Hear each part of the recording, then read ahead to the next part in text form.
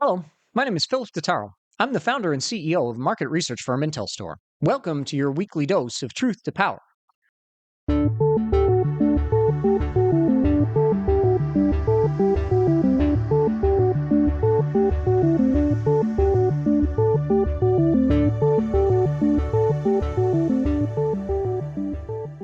Truth to Power examines data driven insights for the energy sector with a focus on renewables.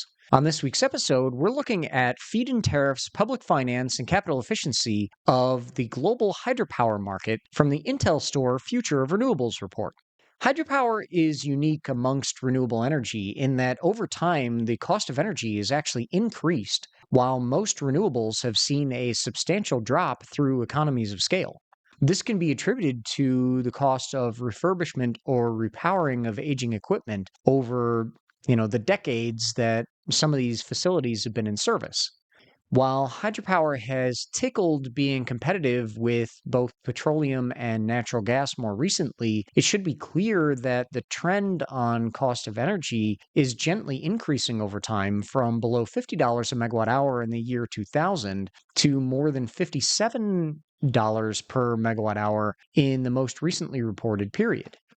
Certain new facilities have also cost substantially more in normalized capital expenditure, that's US dollars per megawatt installed, which has resulted in the high end of the levelized cost of energy range to increase above $300 a megawatt hour. Feed-in tariffs for hydropower have an average across global regions from between $55.35 a megawatt hour in the Americas up to $100.02 per megawatt hour in Europe. As with other renewable energy technologies, Europe tends to provide the highest feed-in tariffs on average, as they've deliberately chosen to subsidize the energy sector, whether it's renewable or non-renewable technology. Over time, the volume of subsidies paid to power offtakers for hydropower generation has diminished as a significant amount of public funding is shifting towards other renewable energy technologies, including solid biofuels, onshore wind, and offshore wind. From the year 2000 through about 2014, the majority of public funding for hydropower went to the Americas region. Brazil has famously received more than $39 billion for hydropower development in the past 25 years alone. That represents approximately 62% of the public funding allocation in the Americas region alone.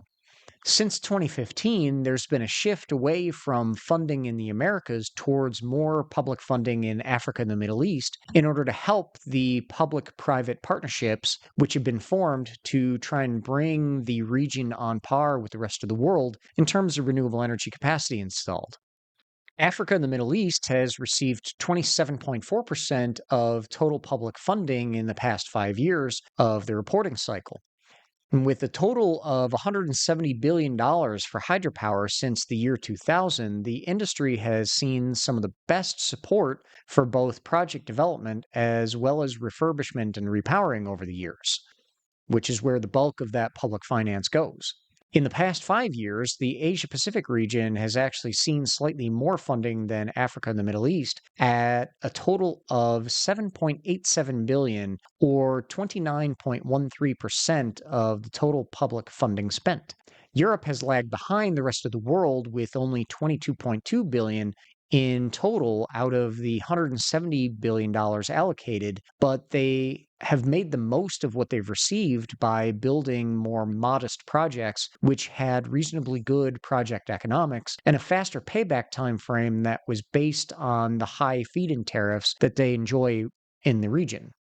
While Africa and the Middle East has the highest performance when measured by capacity factor, as well as other measures of efficiency, their capital efficiency is the lowest at $988,000 per installed megawatt. This is certainly concerning, but as we've noted with other technologies, this is partially explained by the complexity of such mega projects in African and Middle Eastern countries without the same infrastructure that the rest of the world has invested in, including the electrical infrastructure or the physical infrastructure to support the reservoirs necessary for hydropower to function. More specifically, they lack access to roads and the power offtake infrastructure that makes hydropower more challenging to be built as well as operated efficiently as compared to the rest of the world. The Asia and Pacific region has made the most out of the $41.5 billion in public funding allocation they've seen by seeing a capital efficiency of $64,000 per installed megawatt. Europe is at $95,000 per megawatt, which reflects a sensible approach to the use of public finance to firm up an industry that has a long history within the region. Many hydropower projects in Europe date back over 50 years, particularly in Norway, and they've already required the refurbishment at least once during the lifetime of the project. The Americas region at $221,000 per installed megawatts indicates a drop in capital efficiency as assets have aged or otherwise demonstrated teething issues getting new capacity online and operating efficiently. We've seen that in places like Brazil and even Chile and some of the other Central American countries as well that have adopted smaller installations more recently. Thank you for joining me this week. I'm Philip Totaro, and this has been your weekly dose of Truth to Power. We'll have more to come from this IntelStor exclusive report, The Future of Renewables, next time on Truth to Power, including a look at the installed capacity and global region market share of onshore wind.